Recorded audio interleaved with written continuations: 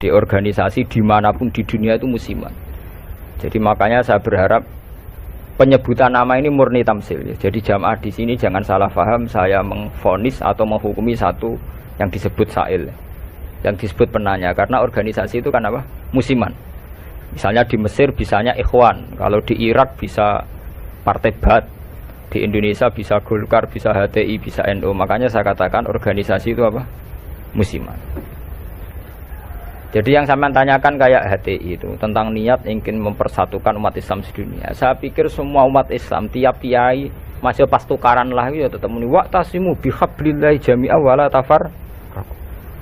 Kiai PKB nak pidato, kiai saiki do pecah. Orang lakoni wa'tasimu bihablillahi jami'an wala tafar. Sama HTI juga gitu. Dengan dia bikin organisasi sendiri, tidak mau ikut NU atau Muhammadiyah, bukti dia sendiri bikin perpecahan kan. Kalau dia hati legowo ngapain tidak milih yang sudah ada dan berjalan? Karena bikin organisasi baru itu sekedar diterima itu sak penggawean. Gamane cara Jawa krungu liyane NU mbek Muhammadiyah wis jinjo. Wis napa? Jinjo, mergo gak populer. Kurang hebatnya FPI. FPI itu dipimpin oleh seorang Habib yang misinya jelas nahi mungkar. Itu di Jakarta juga ada kuat besar. Kalau niat baik semua umat Islam sedunia punya niat baik semua. Tapi pada level teknis atau kefiyah apa mungkin? Paling banter sebatas niat. Lho nggih sampean saiki penggali. Di Indonesia menurut kula pribadi. Kula nu cocok ra cocok, cara ditakoki pangeran, hak kowe organisasi mopo? Kula hanya milih di antara dua, NU atau Muhammadiyah. Untuk konteks Indonesia loh. Karena secara umum Rasulullah ngendikan bahwa kamu harus mengikuti al-jamaah. Fa inna yadawahi ma'al jamaah. Karena bikin yang baru-baru ini malah bingung kan. Setiap orang karena punya klaim fahamnya sendiri kemudian bikin. Ada HTI, ada jamaah tabligh, ada DI. Itu semua kan karena dari kekecewaan-kekecewaan itu. Tiap kecewa enggak? Nanti pengajian tafsir ya gitu. Makanya saya pakai Jalalain. Lain-lain itu sudah ada pakai Jalalain. Kajian gini di UGM, di ZUI, di UI itu sudah pakai Quran langsung. Ya ini kayak MTA itu Majelis Tafsir Al-Quran itu. Ya fahamnya macam-macam. Wong MTA teng Solo ini konten sing darani asu itu tidak apa-apa anjing. Karena di Quran yang diharamkan hanya celeng. Jadi sampean jangan terjebak. Sampean sebagai orang modern jangan terjebak. Kalau niat itu baik semua. Tapi ketika muninggo mempersatukan umat Islam dengan dia bikin organisasi sendiri dengan nama sendiri, gue nambahi jumlah perpecah. Lo enggak toh, misalnya organisasi ada Muhammadiyah, berarti percaya mau loro toh? Gara-gara sampean gawe dhewe percaya telu toh? Enggak kecewane gawe percaya papat toh? Aduh tetep loro ae, suatu saat rukun gampang wong loro ae. Wong saiki Hasyim Muzadi mbek Den Samsudin rukune ra karuan. Mergo Den ya anake Kiai NU, Den raine rai NU. Nah, cuma organisasine Muhammadiyah. Ayo kon tahlilan juara Den, bapake tukang tahlil. Bapake Den tukang tahlil. Lah wong Den iki sal nyucup wong sekretaris MUI riyen sekjen MUI. Bapake NU juga. Mulane pas Den riyen tukaran mbek Amin Rais dari Gus Dur. Mungkin kita aslinya, maksudnya kita aslinya, NU terus kita. Ya tapi nak ono jamaah, napa MTA wonten napa, Hizbut Tahrir wonten macam-macam niku. Mulane cocok ra cocok rasa mutu. Nek wis ora cocok ya aja gawe organisasi dhewe, itu malah wae. Kula nu kenal Mbak Dirjen Depak, sering minta saran sama saya Dirjen Depak di Jakarta. Pak, saya ini pusing jadi Dirjen Depak. Ya saya ini kandidat menteri kalau. Nah kalau saya jadi menteri doakan jadi menteri. Lalu apa Pak setelah sampai jadi menteri? Ya peta kok Pak ngadepi aliran-aliran. Sing tercatat tuh nang Depak 215 aliran teng Islam. Pinten 200. Pondok salafe gayane dhewe-dhewe kowe nyatet carane sendakep wong NU pirang-pirang. Ya torikon Indonesia piro? Mulai Naksabandi, Qadari, Tijani, engko aliran Wahidiyah, Ahmadiyah, buah entek utekem wis wiridane ngoten carane gedhe-gedhe ana ilmune. Dadi nak nganan niku pas tok jantung, mendiluk pas jantung gedhe-gedhe nak kliru ae.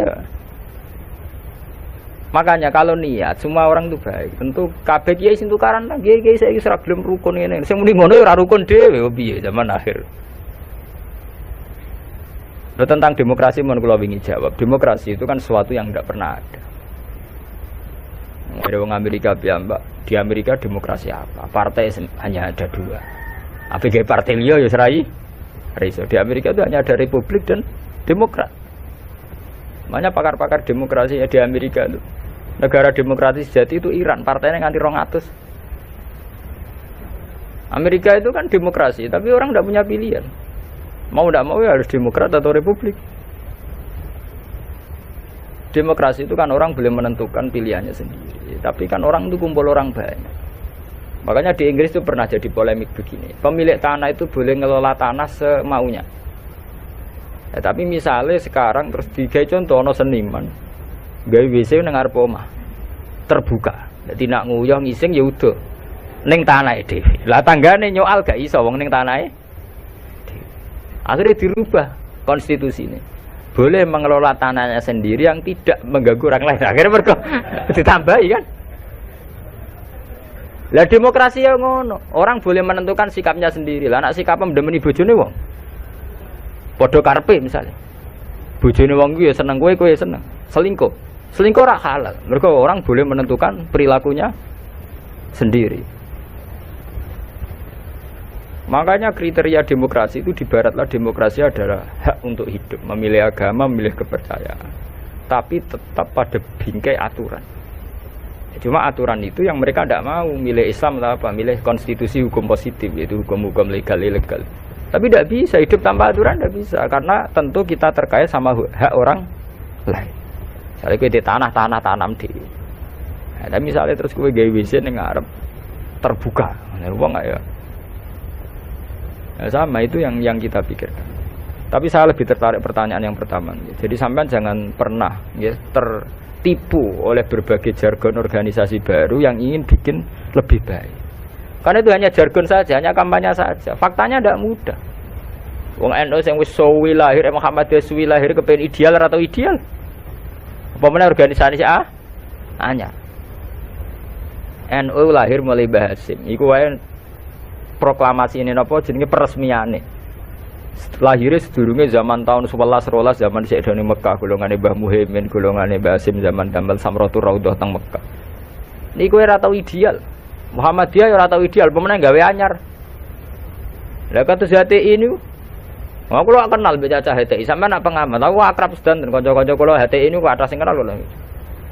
Genane wanita-wanita HTI iku demo pro poligami. Mergo dekne risau poligami kok disoal. Zaman rame-rame nek agim poligami akeh demo anti poligami.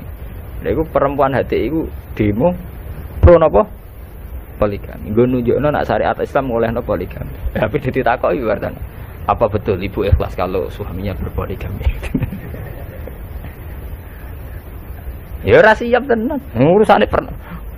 Wong Islam kabeh tentang poligami itu kan murni perasaan saja. Artinya wong wedok nentang. Nah cara aku rasa ditentang ora kuat. Mbok olehno ora kuat.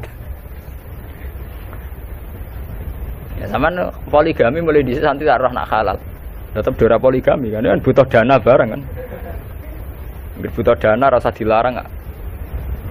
Yang jelas ngoten nggih. Organisasi itu masalah musiman. Di Mesir itu karena kecewa dengan partai pemerintah juga ada Ikhwanul Muslimin. Nanti di Mekah juga sekarang mulai banyak organisasi kepercayaan itu mulai kuat. Jadi Arab sendiri juga banyak perpecahan. Indonesia nggih sama. Nggih to riyen wonten PSI, Serikat Dagang Indonesia. Riyen sederenge SI Serikat Islam niku riyen Serikat Dagang.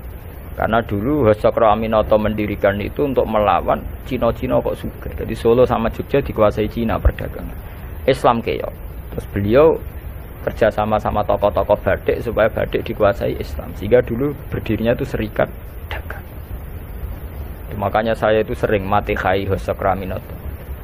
Beliau karena punya kompeten Izzatil Islam, itu terus dagangnya dibuang, hanya SI, Serikat Islam. Nah, itu sampai beliau diruangi mek mantu Pak Karno. Pak Karno itu makanya terima kasih sekali sama Hasakro Aminoto. Beliau itu yang nempa mental ketokohan, tahu mantune Kiai Soekarno. Cara ora PKI tulen. Fahamis komunis. Beliau itu kan terima paham komunis. Beliau itu muslim menerima paham komunis. Sampai sempat bikin negara sing jenenge napa Nasakom. Itu dalilnya ingin ke persatuan. Makanya sampean ingat saat Soekarno bikin Nasakom, dalilnya juga persatuan. Karena bagaimana mungkin sebuah negara dengan pemilih sekian juta kok kita hapus? Paham komunis di Indonesia itu sekian juta. Masa kita hapus? Atas nama demokrasi karena PKI partai besar kita rangkul. Soekarno bikin negara yang bernama Nasakom di bawah Nasional Komunis Islam. Tapi apa yang terjadi? Justru dengan mengadopsi Nasakom itu, justru dengan menerima PKI malah terjadi berdarah. Itu harus jadi pelajaran betapa niat baik kalau nggak dibaringnya dengan teknis yang baik. Iku ngono, kudu gale ke seneng kiai men sering sowan. Justru sering sowan mari tukaran mbek bojo. Bojo ora tau mbok salami templek 20.000 kan men mbok kakekno kiai malah cemburu kan. Lho kula kiai lho ngomong dadi adil lho. Padahal sowan kiai maksudnya anut syariat kiai wa asiruhunna bil ma'ruf. Nah mbek bojo kumuli sing ngatur.